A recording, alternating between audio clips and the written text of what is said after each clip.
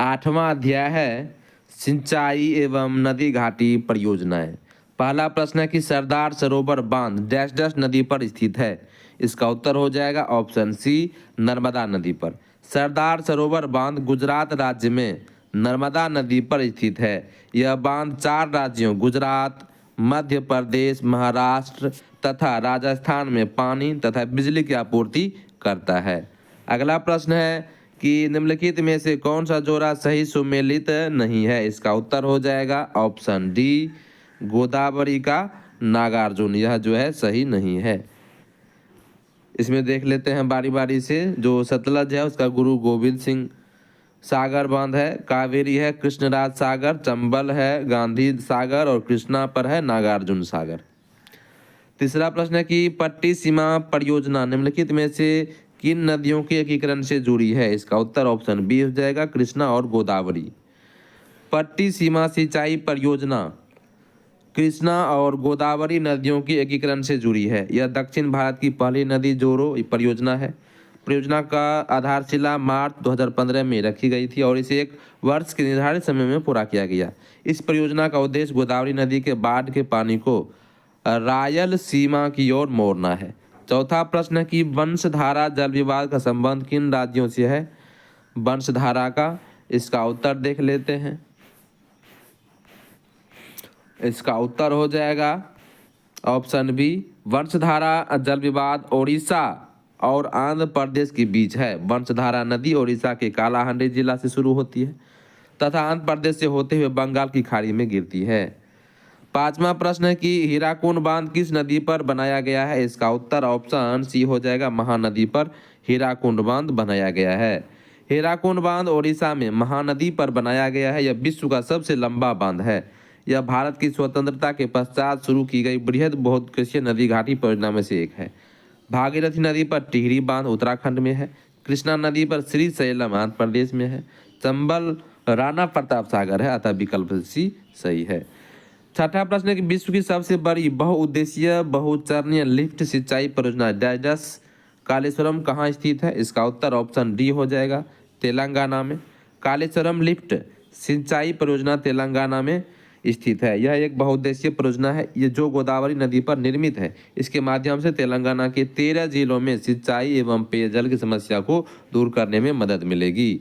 सातवां प्रश्न, चंबल नदी पर राणा प्रताप सागर जल विद्युत परियोजना किस राज्य में स्थित है। उत्तर ऑप्शन बी हो जाएगा, राजस्थान में।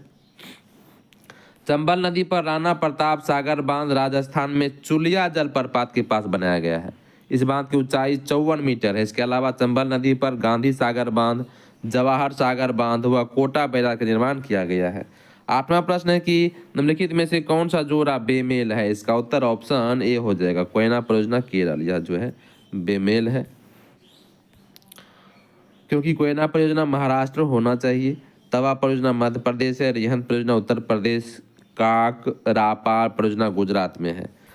अब अगला प्रश्न को देखते हैं कि 9वां प्रश्न की राणा प्रताप सागर बांध किस नदी पर बनाया गया है। उत्तर ऑप्शन डी हो जाएगा, चंबल नदी पर बनाया गया है।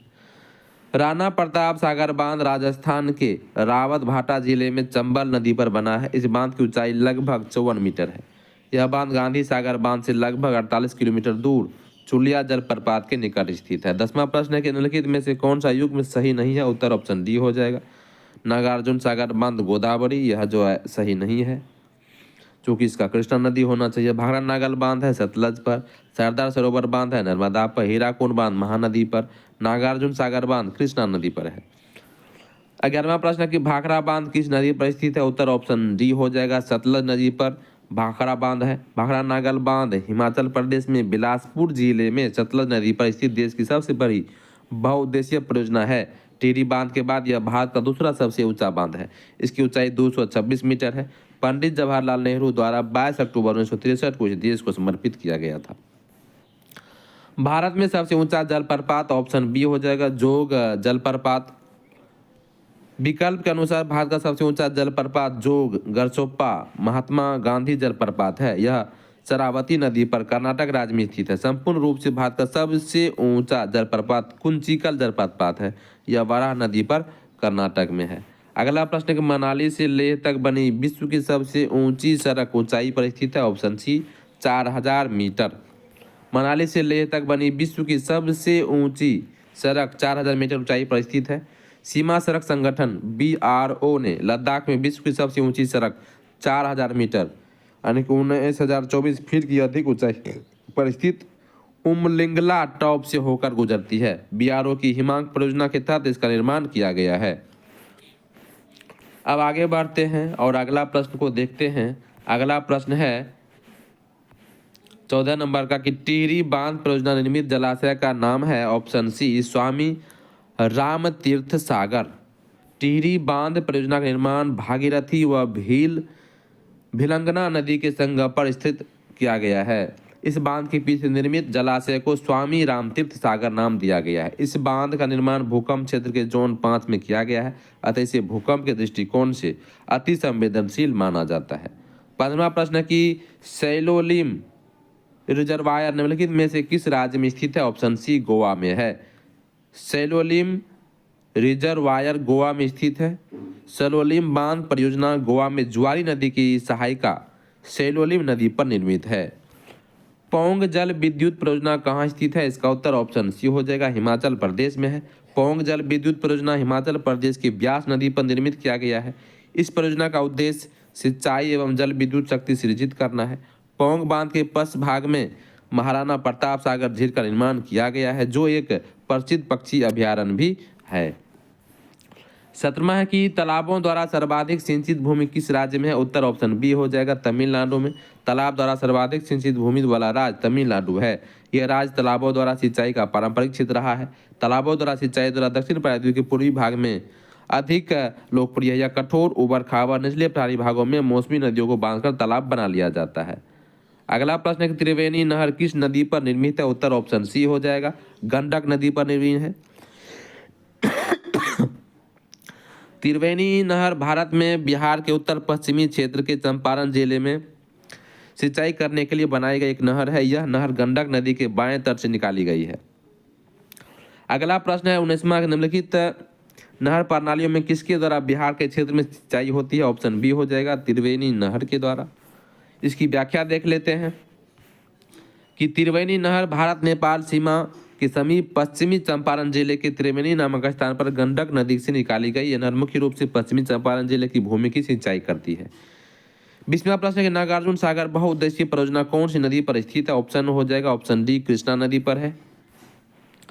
नागार्जुन सागर बहुउद्देशीय परियोजना आंध्र प्रदेश के गुंटूर एवं तेलंगाना के नलकोंडा जिलों की सीमा पर कृष्णा नदी पर अवस्थित है। 21वां प्रश्न कि बिहार एवं उत्तर प्रदेश राज्यों की संयुक्त सिंचाई परियोजना है। ऑप्शन डी, गंडक परियोजना।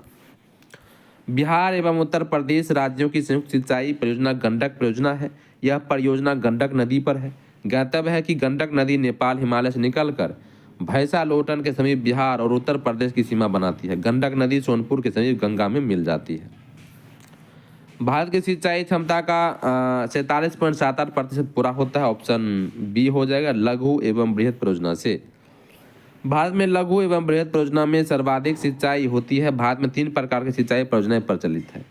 पहला है बृहद सिंचाई परियोजना। इसमें वे परियोजनाएं शामिल की जाती है जिसके अंतर्गत 10,000 हेक्टेयर से अधिक कृषि योग्य भूमि हो। दूसरा है मध्यम सिंचाई परियोजना। इसके अंतर्गत 2,000 से 10,000 हेक्टेयर से अधिक कृषि योग्य भूमि है। लघु सिंचाई परियोजना इस वर्ग में 2,000 हेक्टेयर से कम क्षेत्रफल वाली सिंचाई परियोजना सम्मिलित किया जाती है।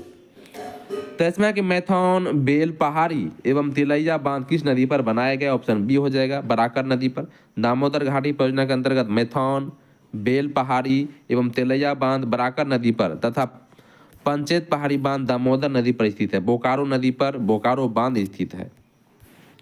अगला प्रश्न 24वां कि त्रिवेणी नहर में किस नदी पर पानी आता है? ऑप्शन सी हो जाएगा, गंडक नदी पर जो है पानी आता है। इसकी व्याख्या देख लेते हैं कि त्रिवेणी नहर भारत में बिहार के उत्तर पश्चिम क्षेत्र के चंपारण जिले में सिंचाई के लिए गंडक नदी से निकाली गई नहर है। सोन नदी पर देहरी नामक स्थान पर बांध बनाकर पश्चिमी तथा पूर्वी नहर निकाली गई है। गंगा की सहायक कोसी नदी पर बांध बनाकर पूर्णिया, दरभंगा, चंपारण व सारण जिलों की सिंचाई नहरों द्वारा की जाती है। मयूराक्षी योजना की नहरों द्वारा पश्चिमी बंगाल के वीरभूमि, मुर्शिदाबाद तथा वर्धमान जिलों की सिंचाई होती है। 25वां की भाखड़ा नांगल बांध किस नदी पर बनाया गया है? उत्तर ऑप्शन डी हो जाएगा, सतलज नदी पर। भाखड़ा नांगल परियोजना एक बहुउद्देशीय परियोजना है। यह पंजाब, हरियाणा और राजस्थान की सम्मिलित परियोजना है। इसका निर्माण वर्ष 1963 में सतलज नदी पर किया गया है। 26वां प्रश्न की सारण सिंचाई नहर निकलती है? ऑप्शन डी हो जाएगा, गंडक से। गंगा की सहायक गंडक नदी पर त्रिवेणी घाट नामक स्थान पर बांध बनाया गया है। इसके पूर्वी किनारे से तिरहुत नहर एवं पश्चिमी किनारे से सारण नहर निकाली गई है। इनसे सारण, चंपारण, मुजफ्फरपुर व दरभंगा जिलों में लगभग 10 लाख हेक्टेयर भूमि सिंचित होती है। हीराकुंड बांध तैयार किया गया है। ऑप्शन बी हो जाएगा, महानदी पर। हीराकुंड बांध ओडिशा में महानदी पर निर्मित एक बांध है। महानदी पर निर्मित यह बांध संसार के सबसे लंबे बांधों में से एक है, जिसकी कुल लंबाई 4.8 किलोमीटर है। दामोदर घाटी निगम कब स्थापित हुई है? ऑप्शन सी हो जाएगा, 1948 में।